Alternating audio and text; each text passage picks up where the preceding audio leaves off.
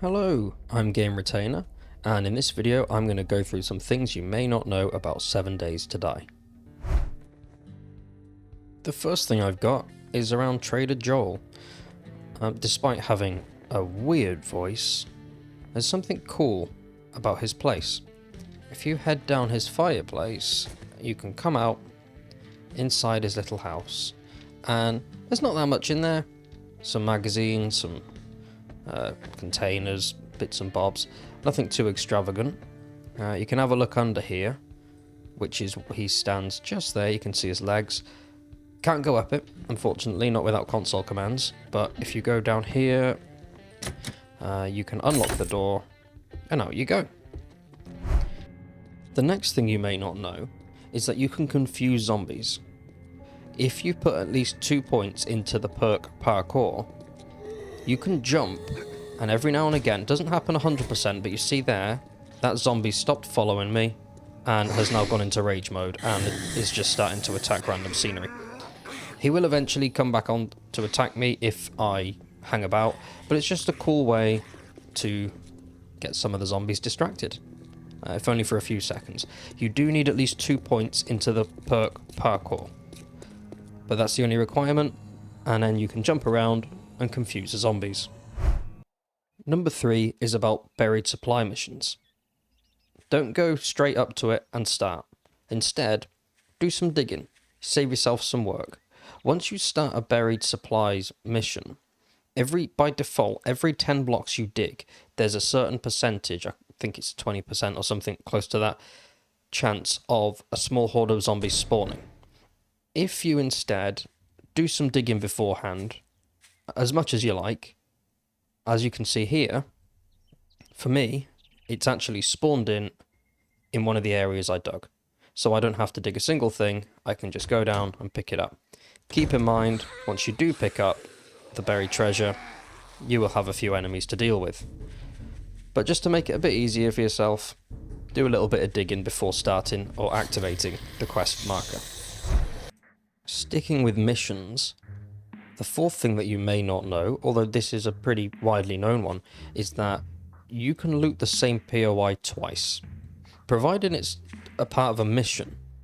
Instead of activating the quest immediately, head straight inside the area, loot all there is to loot, take all there is to take. Once you're done, head outside, press the marker, and everything in the interior will completely respawn. All of the loot, everything. And you can see more zombies have spawned in. It's a good way to get double the amount of loot for what is essentially repeating yourself a little bit. May not be so valuable during the later stages of the game, but during the first few days it can really help you get a nice head start. The next thing you may not know is you can pick things up, like the forge. Now you can see here, I can't actually pick it up. The reason for that, I haven't placed a land claim block. Once I've done that, I can hold E instead of press, it'll be different on console, and pick it up. It does take a while, as you can see, but I can pick it up. The only caveat to that is it needs to be empty. If you have anything in it, you won't be able to pick it up. So keep that in mind before you decide to move your forge. Up next is about zombie detection. As you can see, I'm inside a POI, and there's a live zombie lying on the floor. The reason why he's not up yet is because I haven't activated him. You see there how I moved close to him? That activated him. If I go further in here, this one's not activated yet, but if I just enter that doorway, she'll come to life. You can use this to your advantage. Instead of going into a POI through the front door, try and find an alternative route.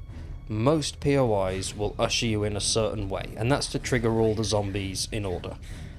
Try to ignore that when possible, whether you use ladders to scale a building, or just jump up and place blocks.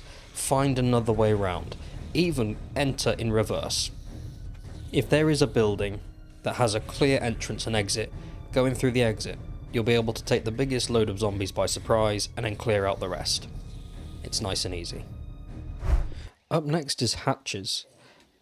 All players who have been around for a while in this game will know about hatches, but newer players may not. if you place a couple of hatches down,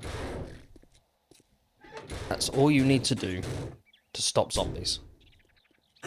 They will eventually break them, but since zombies will always look for the weakest part of a building, looking at this, the zombies think that these are the weakest parts. So they're going to come straight to the hatch, and this is great for Horde Night because you can just stand here and blast away, and then occasionally just repair them when they get a bit broken. It's nice and simple, and it's great for the 7th day Horde, especially when resources and stuff are a little bit scarce. The next thing you may not know is that you can use a wrench on Streetlights to get some forged steel. As you can see in the bottom right, after a few hits, there you go. You get 1, sometimes 2. I don't think I've ever had 3, but maybe you do sometimes. This isn't really great in the late stages of the game because you'll be crafting it yourself in a forge, but during the early stages when you're trying to complete that challenge that involves you salvaging 10, I believe, it's pretty good. The last thing I've got that you may not know is there is another location you can go to get the super corn recipe. It is very hard to come by, but this location is a guaranteed spawn. If you head to NDC checkpoint 3, it is a tough place to clear, but you make your way around and through, and eventually you'll come to this door here. Once you've gone inside, here is the super corn stash. Inside here, you'll get some super corn and the super corn recipe. Definitely worth picking up.